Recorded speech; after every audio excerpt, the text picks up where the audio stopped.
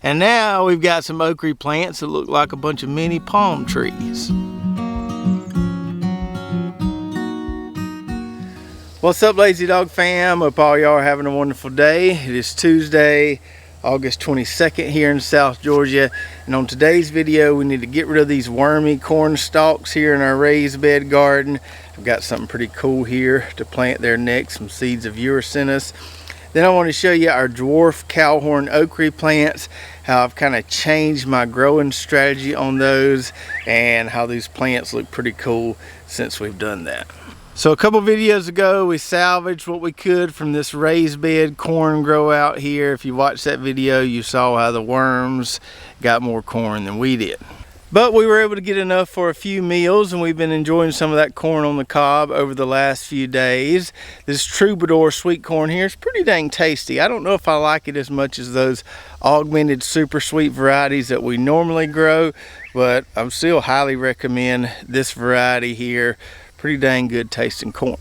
So now that this corn is done, we need to get these stalks out of here so we can flip this bed and plant something else here. Now obviously in the raised beds, we can't mow down this corn like we do in the in-ground garden. We also can't put the chicken tractor on top of here and let the chickens help us out.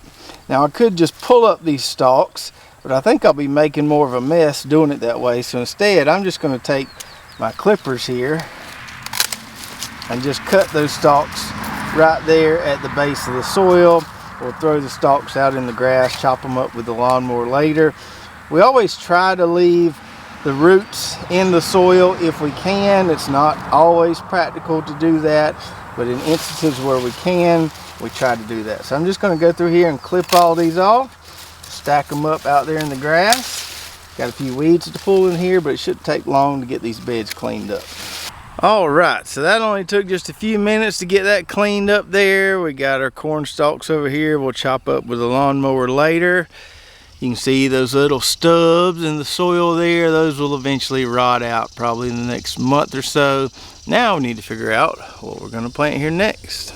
So when we're flipping one of these raised beds or one of our in-ground garden plots and deciding what to plant next, obviously we're going to consider what season we're in, what's going to grow well with the current temperatures we're having now, but we also want to consider what was planted there prior. Now I'm not as picky about rotation in these raised beds as I am in the in-ground garden plots, but when I can follow my rotation rules in these raised beds, I'm going to try to do so.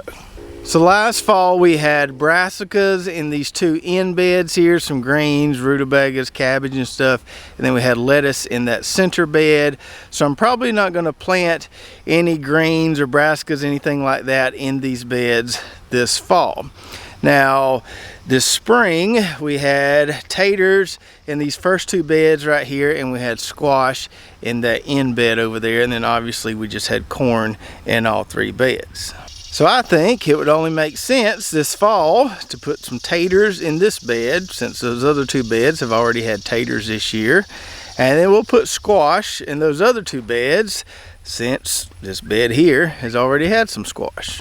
And although it probably really doesn't matter in the long haul, at least in my mind, that will even things out amongst these three tall beds here, and they will have all had the same thing in them going forward. Now I usually don't like to plant fall taters until the end of August. Today is the 22nd, like I told you earlier. So we'll probably wait until next week to plant our fall taters. We'll be sure to do a video on that when we do it. But we can go ahead and plant us another round of squash for the fall. So a week or two ago, a subscriber to our channel, Brent, sent me an email talking about some plant breeding he does with squash, okra, all kinds of different stuff. And Brent actually has a YouTube channel. I think it's called Gardening and More with Brent. I'll try to remember to put a link to his channel below. But anyway, he offered to send me some of these seeds for varieties that he's developed, and one of them happened to be squash. So Brent developed this particular squash variety here he calls Madison's Cross squash, and he bred a bunch of different squashes together until he got the desired result. So this is a yellow straight neck squash, which is the type of summer squash we really like.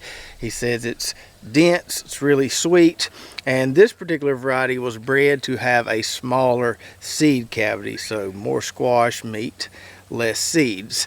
And he also said that I should grow it side by side with another variety of squash. That way we could compare the seed cavity in the seeds that he created here versus another variety. So I found these in my seed stash. This is a variety from Johnny's called Tempest. So we're going to plant the Madison's Cross in one bed. We're going to plant the Tempest in another bed, and then we can kind of do a nice side-by-side comparison there. Now, since we got those corn stalks out of here, there's not a whole lot we need to do to get this ready to plant. We're only going to have 4 squash plants in here. That's what we did in that other bed over there, and that worked really well. Now, we do have 2 lines of drip tape in here, one here and one here. We're going to leave those in place. We don't need to move those. Those will be just fine where they are. I do want to put a little bit of pre-plant fertilizer down, but I can't really put it right here on top of my tape. Instead, I'm going to put it right here, and right here. So if we learned anything from that squash grow out in the other raised bed, these roots will climb all over the place. So even if our plant is here, they'll easily be able to access this fertilizer right here. So I'm just going to sprinkle a little bit here where I can. And then we'll just take our little scratcher here, kind of scratch it into the soil a little bit. So now that we got some coop grow fertilizer incorporated into that soil there, I'm going to plant these squash seeds just like we did on that other raised bed earlier this year. I'm going to put 2 seeds in each corner, and we should get at least 1 plant from those 2 seeds there, and we'll thin them out if we need to. So we're going to make 2 little holes there, kind of close to that drip tape. Make a couple seeds here. Drop 1 seed in each hole there. Lightly cover it up, and we'll do the same thing on all the other corners. All right, so we got Brent's Madison Cross squash planted in this bed, and we got the Tempest squash planted in that center bed there. I'll turn this drip on in a minute, give this bed a good soaking, get those seeds up and going, and it should be fun to compare these 2 varieties. All right, now let's take a look at these Dwarf Cowhorn Okra plants, which look a lot different than they did the last time you saw them. So just a few weeks ago, we had some huge bushy okra shrubs out here, and now we've got some okra plants that look like a bunch of mini palm trees. So the natural growth tendency of these Dwarf Cowhorn Okra plants is to just grow like a big bush and not get very tall. And you can look at the size of the trunk on these plants right here and tell that's how they like to grow. So they'll just make a really big okra bush. You'll have okra all over the plants. This trunk will start splitting off everywhere, and these plants can take up quite a bit of room when they're bushy like that. Now, when these plants were pretty small, not long after we transplanted them, we had a pretty bad windstorm come through, and it put a good bit of lean to these okra plants. And then once they started getting all bushy and loaded down with okra pods, they kind of just kept leaning, and that's why some of these grew sideways in the beginning, and now they're starting to straighten up a little bit. So a few weeks ago, these plants got so big and bushy, I'm talking 5 or 6 foot wide, that they kind of became tough to manage. The plants were laying down because they were so heavy. It was kind of hard to reach around in there and find all the okra pods. So I said, we got to do something different here. We're going to prune these puppies up and hopefully get them back upright. And that's what we did. Just come in here and prune them all the way to the top there. And now, every time we harvest an okra pod, we cut the limb with it, kind of like we've always done with okra, but now we know we can also do it with these bush type okras. So if you ordered some of this Dwarf Cowhorn Okra seed from us and you want to let these plants grow like a big bush, you can certainly do that. That's the way they want to grow. But you can also do them like you would traditionally do other okra varieties, prune them up and make them a lot easier to harvest. And how you do it might depend on just how many okra plants you have. You will sacrifice some of that good side shoot production by pruning them up like we have here, but it makes harvesting a lot faster, harvesting a lot easier, and we've got enough plants here to give us plenty of okra. So if you've only got 1 or 2 plants, you might want to just let it grow. If you've got a whole row, you might want to make things easier on yourself.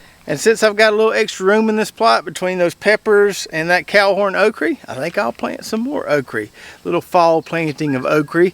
So in addition to those Madison Cross squash seeds that Brent sent us, he also sent us these okra seeds right here. He calls Uncle Don's okra. Evidently this is a variety that was given to his Uncle Don back in the 70s. So it's not a variety he created, but an heirloom they've been preserving over the years. He said it stays tender to longer lengths, which is what we like. And he said the more it's in the sun, the pods will kind of turn red and get really, really pretty. So we're gonna try some of this Uncle Don's okra here, probably half a row of that. And then one of my favorites that we usually have on our website, this Ruiz okra here, is gonna go on the other half of the row. So I'm gonna just skip along the row here, and beside every drip emitter where I can see the soil's getting kind of moist there, I'm just gonna drop a couple of these okra seeds in the ground. We'll start out with the Uncle Don okra and then finish out with the Ruiz. All right, so that should give us a nice little fun fall okra trial there. We'll be able to see the differences in those three varieties. This Dwarf Cowhorn Okra, I imagine, will keep growing, keep producing right up until our first frost. Believe it or not, we have not fed this okra anything. We didn't use any pre-plant fertilizer. We haven't fertilized it at all. And it just looks beautiful and healthy and green, and it's super, super productive for us. So I hope you enjoyed the video today. Don't forget to check out our affiliate links and coupon codes in the description below. Also go check out our website, lazydogfarm.com. You can find some of that Coop Grow fertilizer, AgriThrive fertilizer, our fig trees, lots of good stuff over there. And if you want to see just how big those squash roots got when we grew squash in the raised beds for the first time earlier this year, check out this video right here. It's pretty incredible how they were just spreading all over that bed, soaking up all the nutrients in that bed. So check that out, and we'll see you next time right here at Lazy Dog Farm.